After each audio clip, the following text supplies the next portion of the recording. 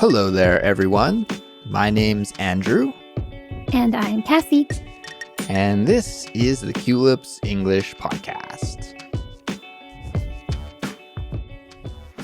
Welcome back to Culips. This is Catchword, the series for intermediate and advanced English learners, where we teach you idioms, phrasal verbs, or expressions that will help improve your English listening and speaking. Now today, I'm joined by my co-host, Kassy. Hello, Kassy. Hey, Andrew, and hi, listeners. Hope you're all doing well.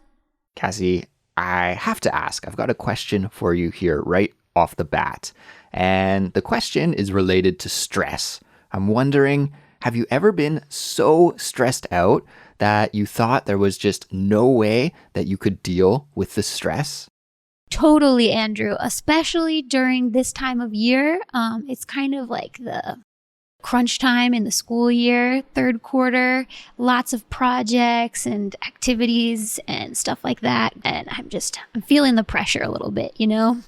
Stress and pressure can get to everybody, I think. And I like that expression that you just used there, Kassy, crunch time. Crunch time means a very important time, right? When you really have to focus and get things done before a deadline. It's usually like that period of time right before a deadline when you're just super busy and focused on achieving that goal.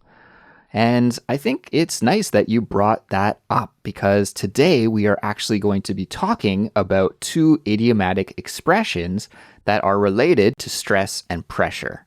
The first one is to crack under pressure, and the second one is can't handle the heat. That's right, Andrew. And just like how we all handle pressure differently, these expressions can be used in a wide variety of situations. So let's dive in and learn more about them. I love it. Sounds great. So listeners, we'll get started with our lesson here in just a moment. But before we do, we want to let you know that there's a transcript and a study guide for this episode that is available to all Culips members. And we've designed the practice exercises that are in the study guide specifically to teach you the important parts of this lesson that will help you build your English fluency. To learn about all of the details and to become a Culips member and get that study guide, just visit our website, which is culips.com. And a huge thanks to all the Culips members out there who support the work we do here and keep allowing us to make new episodes and English lessons each and every week. We really appreciate your support, and we couldn't do it without you guys. And now let's get started with this lesson. So today we're teaching you two idiomatic expressions about dealing with, or Kassy, maybe I should say more specifically, failing to deal with stress and pressure.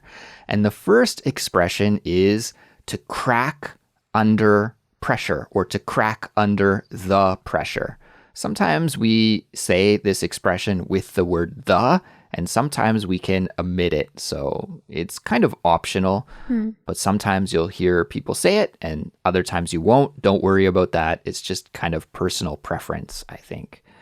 Kassy, could you break this one down for us? If somebody cracks under the pressure of something, what does that mean exactly? If you crack under the pressure, it means that you're under so much stress that eventually you just break down and you become unable to cope or deal with the situation. Actually, Andrew, I know sometimes when we describe phrases, we like to talk about the imagery that pops into our head. Yep. And for this one, I imagine like an egg that you're holding in your hand. And then if you just start squeezing it as hard as you can, and then suddenly it just breaks and there's ooey gooey egg yolk all over your fingers. I love that image. That's actually more practical than the one that popped into my head because I thought of putting something into a vice, like maybe a vase. A vase in a vice is what actually popped into my head first, which is more abstract. A vice, for listeners who don't know, is a tool that carpenters use to hold pieces of material together or to use when they're building things. So it's like a tool that holds things together. And if you were to put a vase, like a flower vase, into a vise, and then you kept cranking the vise and making it tighter and tighter, and the pressure got stronger and stronger, well, since that vase is made out of glass, eventually it would shatter and break everywhere, right? Hmm. But your idea is much more practical, Cassie. So to break this expression down a little bit further, here the pressure part of the expression just means stress, right? So if you have stress from your job or maybe stress from a relationship that you're in, stress from a financial situation, any kind of situation related to stress, if that stress is so strong and so big and so great that you can't overcome it, well then just like the vase in the vise, or just like the egg between your fingers that is constantly getting pressed down on, eventually it's going to break, it's going to crack, it's going to shatter, right? And it just means essentially that you're unable to cope with that situation. These feelings that Andrew is describing are things that we all deal with, and it actually shows up in a lot of music lyrics too. Andrew and I were talking about songs before recording that, have this topic as the main part of their lyrics. The song that came to mind for me was called Surface Pressure, which is the song that the big sister sings in Encanto. Okay. The Disney movie. I'm not familiar with that one, but I'm going to go give it a listen after we finish recording here, Cassie, now that you've brought it up. And Andrew, what was the song that you were thinking of that deals with this topic? Yeah, I thought of that famous Queen song, Under Pressure. Yeah, that too. Da, da, da, da, da, da, da. Yeah, that one popped into my head. It doesn't really talk about cracking under pressure, but it does talk about being under pressure. So if any listeners out there are music fans like Kassy and I are, then check out these two tunes and you can hear these expressions in that kind of real life, natural English situation. Speaking of real life situations, why don't we head on to our example conversations and hear this expression used in a natural conversation? Yeah, okay, let's listen to our first example now. I have so much work to do, and the deadline is tomorrow. I don't know if I'm going to finish in time. That sounds really stressful. What do you have left to do? I have to finish a report, prepare a presentation, and respond to a bunch of emails. Oh my God, that's a lot. But don't worry, you've got this. Just take a deep breath and focus on one task at a time. You don't want to crack under the pressure. I know, but I'm just so overwhelmed. I don't even know where to start. Okay, well, if I were you, I'd just break everything down into smaller tasks. Start with the most important and then just take things one at a time. When you break it down into smaller parts, it's not so bad. Thanks, Dave. You're right. I feel a bit better now. No problem. Just remember, take some breaks and stay focused. You got this.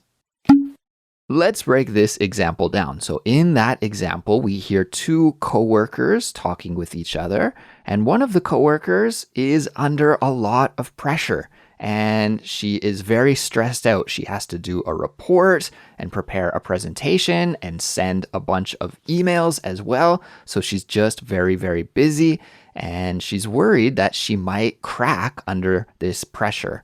So one of her coworkers, named Dave, gives her some advice, and he suggests just taking things one step at a time, breaking things into smaller chunks so that she can deal with that pressure and deal with that stress without cracking.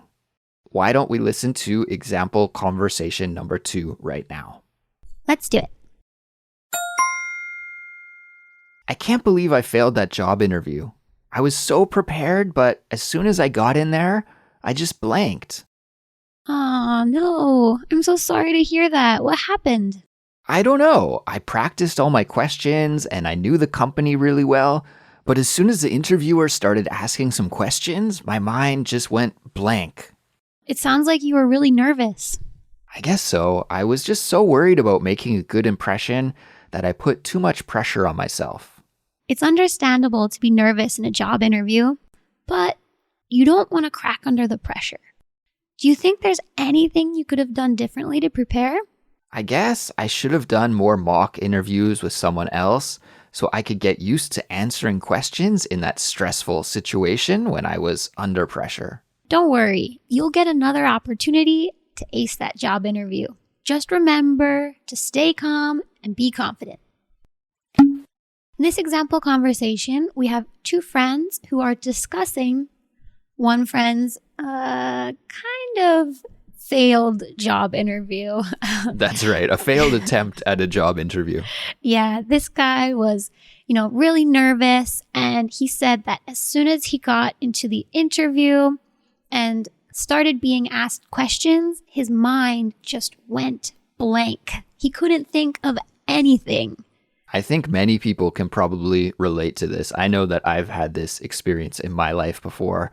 Even when you prep and prepare, sometimes the pressure can get to you. And in that stressful situation, you can't remember any of the things that you practiced and prepped for. So yeah, it's a very relatable feeling for many of us. Yeah, exactly. So then that's why the other friend gave the suggestions to, really keep yourself calm so that you don't crack under the pressure when you get to these stressful type of situations. Exactly. And unfortunately for that guy, it seemed like he did crack under the pressure during that interview. And as a result, he didn't get the job. So that's unfortunate, but we'll wish him well in the future. Yes. But for now, Kassy, let's move on to our second key expression for today. And it is similar. It's related to being able to not handle a stressful or difficult situation. And this expression is can't take the heat. Can't take the heat. And heat is spelt H-E-A-T. So what does it mean if somebody can't take the heat? It's similar to cracking under pressure. It means that you can't handle, deal with, or cope with some difficult or challenging situation. It means you feel overwhelmed, stressed, or anxious.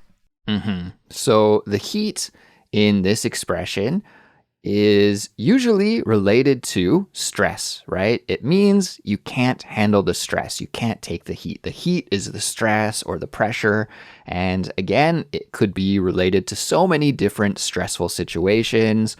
Maybe you have a financial stress that's bothering you, maybe a workplace stress, maybe you're stressed in traffic, trying to come home and there's a traffic jam. Any of those kind of stressful situations, we could refer to it, in this expression at least, as being heat.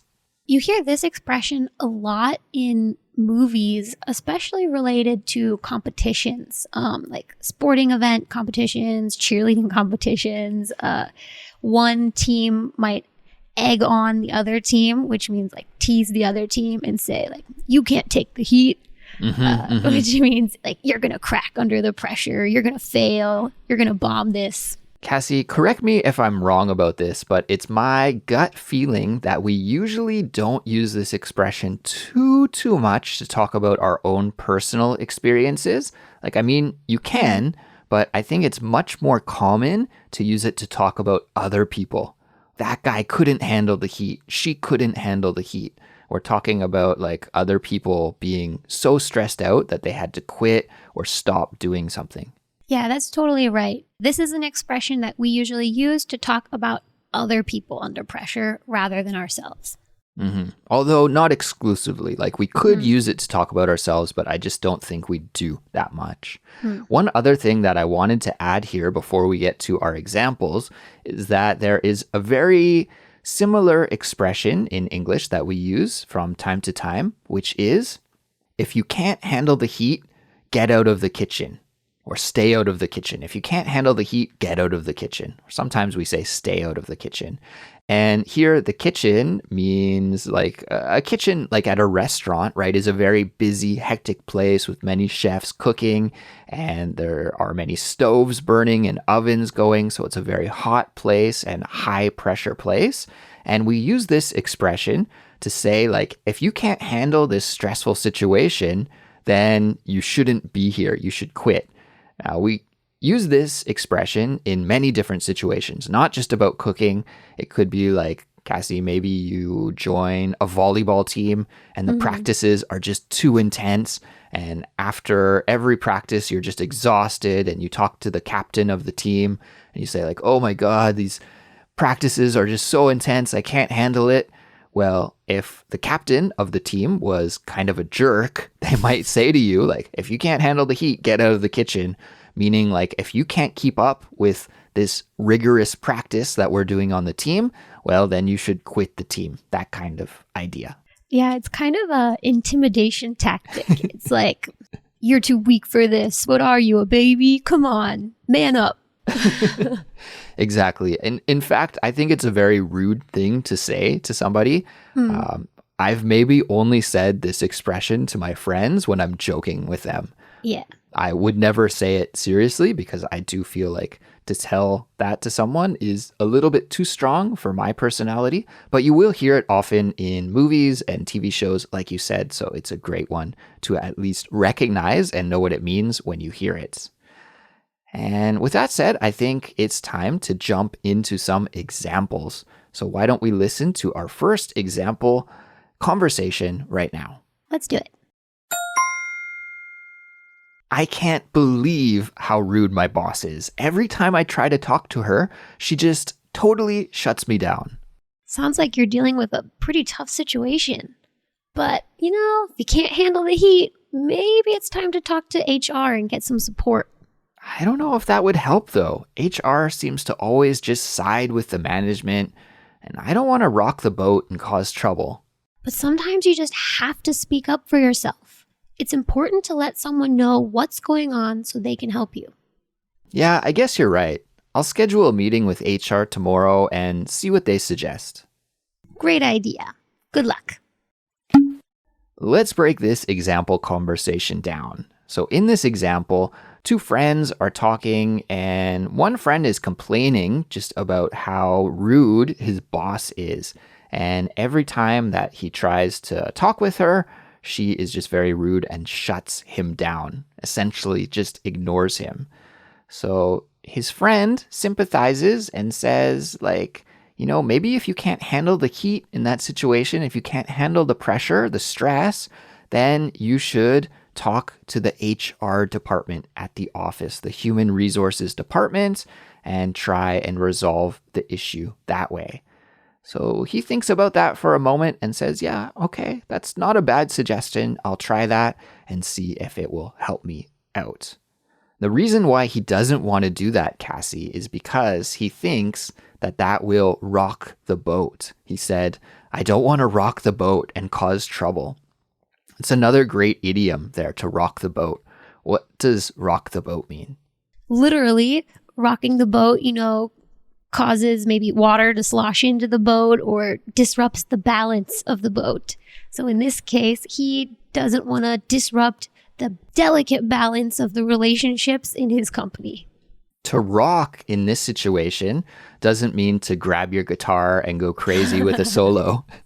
It means to move from side to side, like you could rock a baby to put the baby to sleep. Imagine that you were in a canoe and then suddenly you stood up and started jumping from one side to the other side in the canoe. Well, that canoe, that boat would start rocking. And like you said, so much water would pour in and there would be a massive problem as you begin to sink into the water. So yeah, to rock the boat just means to cause problems.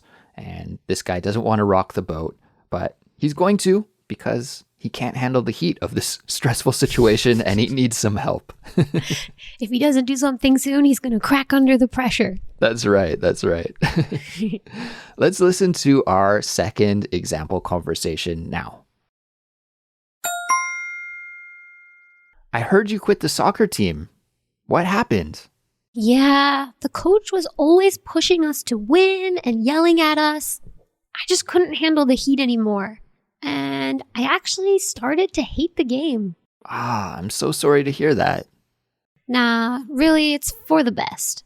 I've been playing soccer for so long that I feel like I've been missing out on all the other fun things life has to offer. So I'm going to take up some new hobbies, I think. Oh, that sounds like a great plan.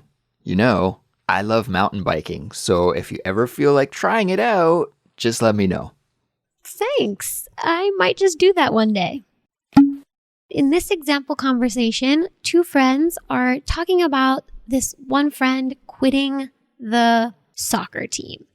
And the reason she quits is because it's stressful. It's not fun anymore. The coach is super intimidating, always pushing the players and yelling at them. And it's just like she's lost the joy of playing soccer. And Andrew, not me specifically, but my students can totally relate to this story. We've actually had 3 students quit the basketball team this year at our school because they just couldn't handle the heat of the constant pressure and yelling by the coach. That's not good. That's not good. I don't know. I think at a professional level, the coach can really push the players, but at the junior high school or high school level, I don't know if that's good or not, but it's a good example, at least, of not being able to handle the heat. And Kassy, earlier I said that we don't usually use this expression to talk about ourselves, but in that example, we actually heard a very natural way that you could use it to talk about yourself, right? I just couldn't handle the heat. I couldn't deal with the stress of that coach yelling and pushing us to win so much. I really like this example conversation too, because it's so useful in today's world where we feel like if we do something like this, we're a quitter. But that's not true. You're, trying to preserve your own peace of mind and health, well-being, So this is a great example where you're saying, I can't handle the heat, but that's okay. Exactly. Like I'm taking care of my mental health first. I don't need to put myself in this situation where I'm feeling terrible all the time. Like the coach, unfortunately, sucked the joy out of the game for this athlete. So that's unfortunate, but I do like that she was able to communicate that she's putting herself first and prioritizing herself.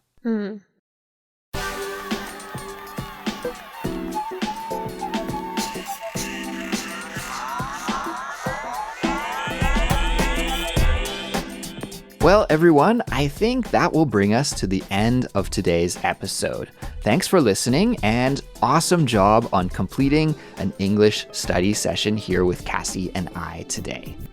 To summarize what we've covered today, we learned 2 idiomatic expressions about not being able to deal with stressful situations. The first was to crack under the pressure, and the second was can't handle the heat. If you have any questions or comments about this episode or would like to practice making some example sentences with the key expressions that we learned, well, then just leave us a comment on Culips.com or on our discussion forum and share them with us. And if you like this episode, please support us. Your support allows us to keep making English lessons for learners all over the world. And we can't do Culips without you. The best way to support us is by signing up and becoming a Culips member. For all the details, just visit our website, culips.com. You can also support us by following us on social media, telling your friends who are learning English to check us out, or by leaving us a rating and review on Apple Podcasts or wherever you listen to Culips. So that's it for us for now, but we'll be back soon with another brand new episode and we'll talk to you all then. Goodbye. Bye.